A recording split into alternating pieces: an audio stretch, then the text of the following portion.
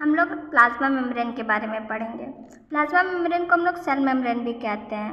It is a biological membrane that separate the protect the inner cell from the outside environment.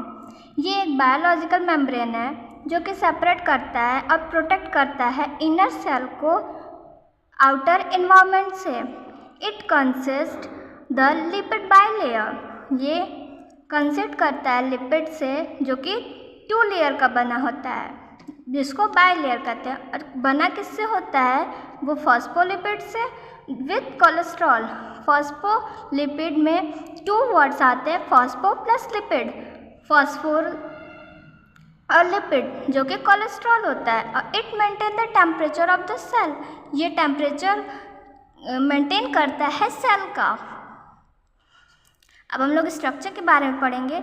इसको globular protein कहते हैं, इसको glycoprotein कहते हैं, इसको कार्बोहाइड्रेट कहते हैं, और ये है प्रोटीन चैनल।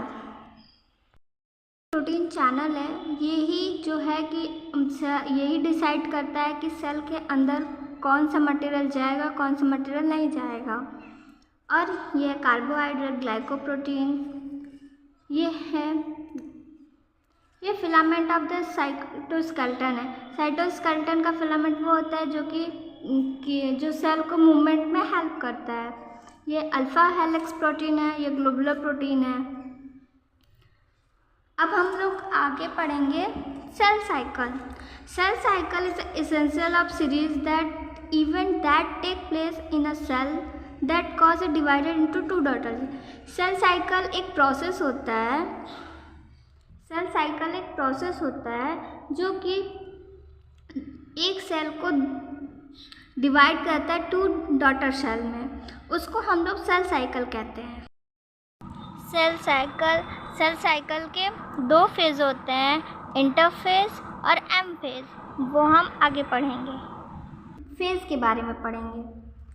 रेस्टिंग फेज है, जिसको हम लोग गैप 0 कहते हैं या गैप नॉट भी कहते हैं। इंटरफेज में 3 फेज आते हैं, गैप 1, सिंथेसिस और गैप 2।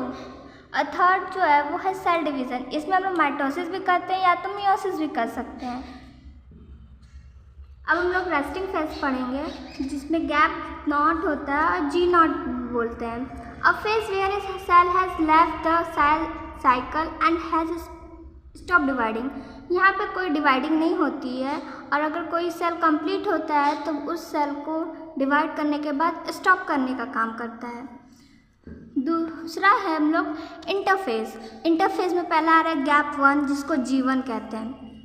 ये स्टार्टिंग का फेज होता है ग्रोथ सेल का, जो कि रेडी रहता है कि हम लोग को अब सेल डिवीज़न का प्रोसेस स्टार्ट करना है।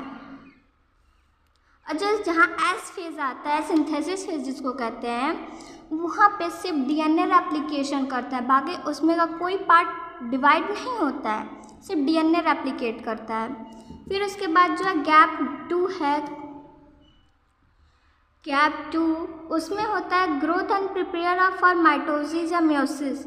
इसमें ग्रोथ होने के चांस होते हैं, और जो कि प्रिपेयर खुद को करता है कि अब हमको सेल को कम्प्लीटली डिवाइड करना है, जिसमें जो कि एम फेज में होता है। अब एम फेज को हम लोग ही सेल डिवीज़न कहते हैं, या तो माइटोसिस कहते हैं, या मियोसिस भी कह सकते हैं। इसमें सेल डिवीज़न ऑकर हो जाता है, मतलब कि अगर या तो मियोसिस हो रहा है तो पूरा का पूरा सेल मियोसिस में डिवीज़न होगा, अगर माइटोसिस हो रहा है तो सेल पूरा हमारा माइटोसिस में डिवीज़न होगा। अब हम लोग इसके चार्ट के बारे में पढ़ते हैं। ये है एम फेज, ये है G2 फेज, G1 फेज, और ये है सिंथेसिस फेज, और ये है पूरा आई फेज।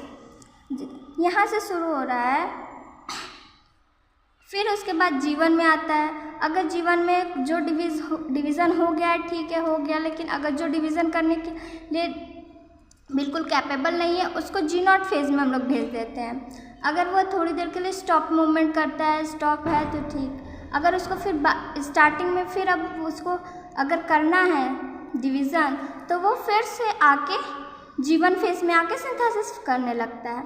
सिंथेसिस करेगा, फिर G2 करेगा। इसमें है माइटोसिस हो रहा है, फिर इंटरफेज हो रहा है,